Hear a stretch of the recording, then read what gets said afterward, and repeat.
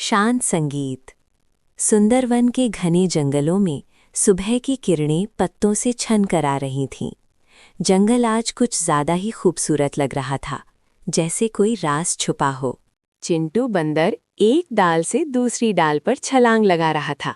उसकी आंखों में आज शरारत नहीं बल्कि जिज्ञासा थी। तभी नीचे से एक भारी आवाज आई। अरे रुको चिंटू, मुझे भी अपने साथ ले चलो। ये गोलू भालू था, जो अपनी भारी भरकम शरीर के साथ दौड़ने की कोशिश कर रहा था। चिंटू नीचे कूदा और बोला, गोलू, आज मैंने जंगल के उस पार कुछ चमकता हुआ देखा है, चलो देखते हैं।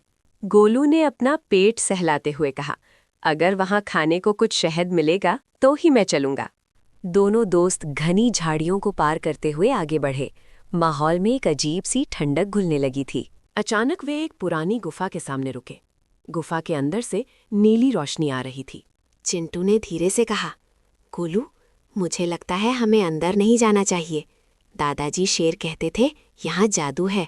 लेकिन गोलू की नाक को कुछ मीठी खुशबू आ गई थी।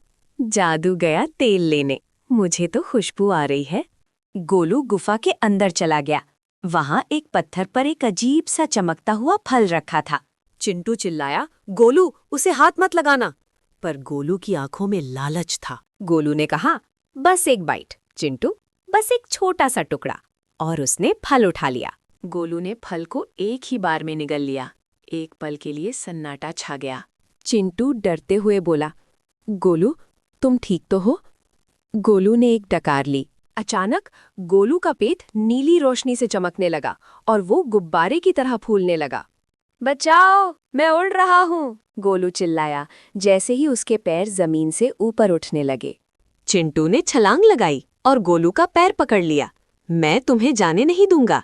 जैसे जैसे गोलू ऊपर जा रहा था, गुफा के बाहर का जंगल मुरझाने लगा।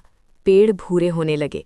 चिंटू समझ गया, वो फल सिर्फ फल नहीं, जंगल का दिल था। गोलू अब गुफा से बाहर निकलकर आसमान की तरफ उड़ रहा था। चिंटू की पकड़ छूट रही थी। तभी एक दमदार दहाड़ गूंजी, शेर की दहाड़। ये दादाजी शेर थे। शेर ने ऊपर देखा और गूंजती आवाज में कहा, मूर्ख, तुमने जंगल का संतुलन बिगाड़ दिया है।